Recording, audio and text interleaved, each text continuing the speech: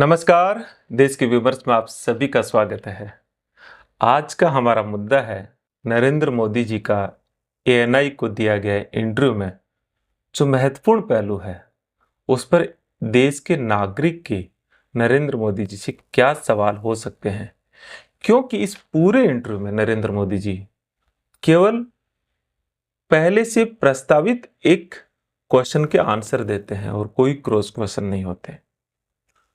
तो मैं महत्वपूर्ण बातों को लेता हूं। मोदी जी अपने इस इंटरव्यू में कहते हैं कि मैं 2029 का भारत नहीं बल्कि 2047 के विकसित भारत की संकल्पना अपने मस्तिष्क में रखता हूं, क्योंकि 2047 में एक ऐतिहासिक पल है जब इस देश की आजादी को 100 वर्ष होंगे। नरेंद्र मोदी जी, हमारा आपसे सवाल यह है कि आपका विकसित भारत या विश्व गुरु भारत जो 2047 का आपने संकल्पना बनाई, क्या वो संकल्पना आजादी की लड़ाई लड़ने वाले स्वतंत्रता सेनानियों गांधी, अंबेडकर, नेहरू, पटेल, भगत सिंह इनके सपनों के भारत की संकल्पना है या वो नरेंद्र मोदी जी के भारत की संकल्पना है?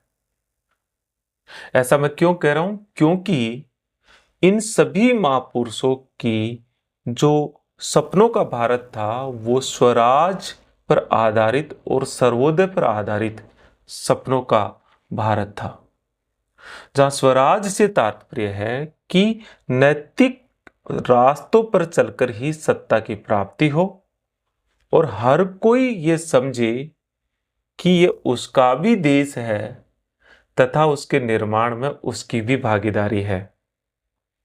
गांधी जी ने एक बार कहा था कि मैं एक ऐसे देश के निर्माण के लिए कार्य करूंगा जिसमें गरीब से गरीब व्यक्ति ये महसूस करे कि यह उसका देश है तथा उसके निर्माण में उसकी भूमिका है।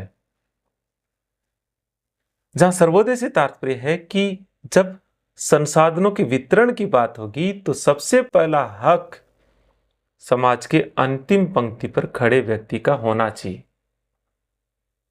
पिछले 10 वर्षों में नरेंद्र मोदी जी जो असमानता है, गरीब और अमीर के बीच की खाई है, वो निरंतर बढ़ी है। तो 2047 के आपके विकसित भारत की संकल्पना में क्या ये खाई कम होगी? ये देश जानना चाहता है। और क्या आप सत्ता की प्राप्ति के लिए नैतिक साधनों का प्रयोग करेंगे? अभी तक का जो सीन दिख रहा है इस चुनाव में, उसमें विपक्ष के नेता जेल में है, संवैधानिक संस्थाएं जिस तरह से काम कर रही है, चारों तरफ केवल आप ही की आपकी होर्डिंग दिखाई दे रहे हैं, विपक्ष का एक नाम मात्र का भी होर्डिंग नहीं दिखाई दे रहा। सवाल उठता है, मोदी जी क्या विपक्ष के पास होर्डिंग लगाने की इच्छा शक्ति खत्म हो गई या उनमें ताकत ही नहीं रही? ये स्थिति किसने पैदा की? क्या ये नैतिक तरीका है?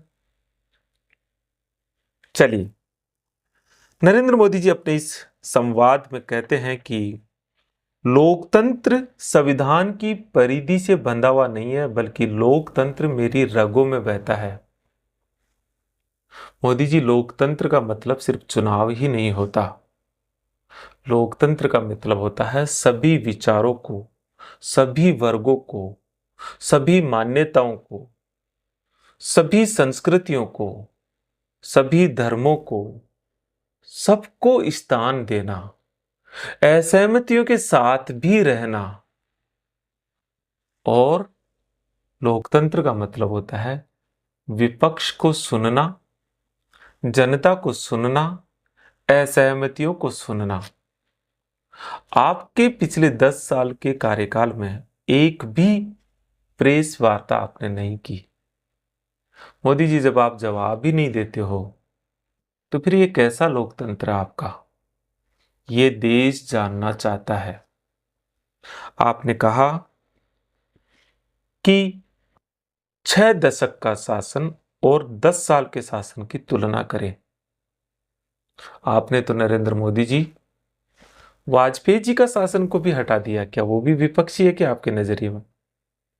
1977 और 1990 में 1989 में जो आपकी पार्टी के गठबंधन सरकार बनी, वो उसका भी जिक्र नहीं किया।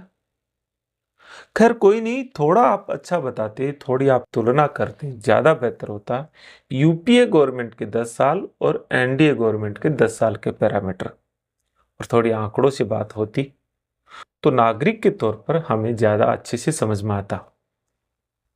आपने कहा मोदी जी कि मैं गारंटी शब्द का इस्तेमाल इसलिए करता हूं क्योंकि इससे राजनीति में क्रेडिबिलिटी बनी रहती है, क्योंकि आज राजनीति में नेता अपनी विश्वसनीयता और क्रेडिबिलिटी को खोया है।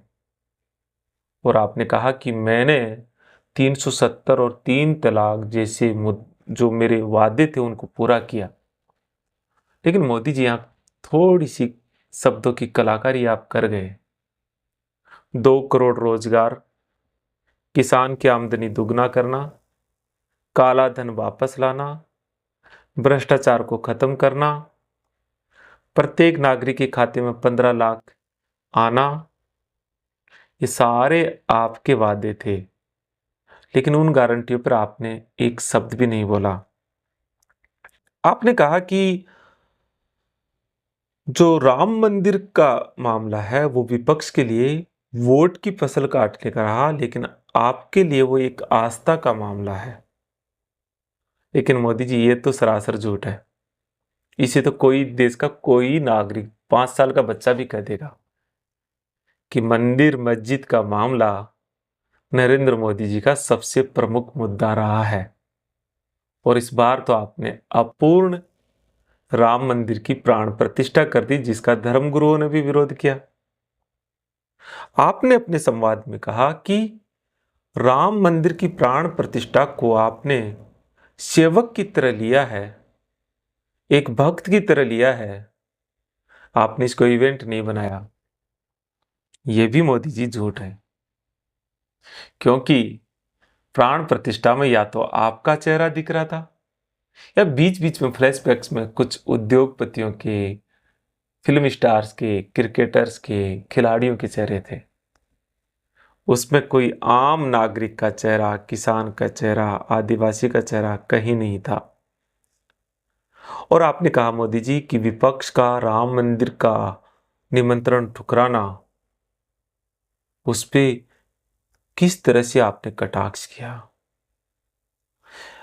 धर्म तो मोदी जी वैसे आस्था का विषय है, व्यक्तिगत निजी मामला है, मेरा भी मामला है। मैं भी राम मंदिर में जाऊं या कोई भी नागरिक जाए, उसका व्यक्तिगत मामला है कि कभी भी जाए। आपने अपने पूरे बातचीत में कहा कि उत्तर और दक्षिण का जो मामला है वो बिल्कुल गलत है, क्योंकि भारत विविधताओं से भरा हुआ देश है और आप विविधताओं को सबसे ज्यादा मान्यता देते हैं। लेकिन आपसे एक सवाल तुरंत ही उठ जाता है, क्योंकि आपने इसी बातचीत में कहा कि यूनिफॉर्म सिविल कोड, समान नागरिक संहिता आपका महत्वपूर्ण मुद्दा है। कैसे एक साथ हो सकती है? एक भाषा, एक धर्म, एक संस्कृति, एक राष्ट्र, और उस एक राष्ट्र के भीतर एक रंग, ये सारे तो आपके मूलभूत एजेंडे हैं।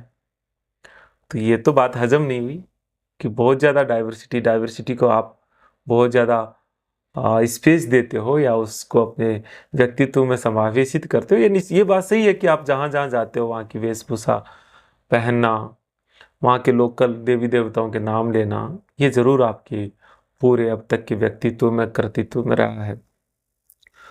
इलेक्टोरल बॉन्ड को लेकर के आपने कहा कि ये विपक्ष का प्रोपेगेंडा है।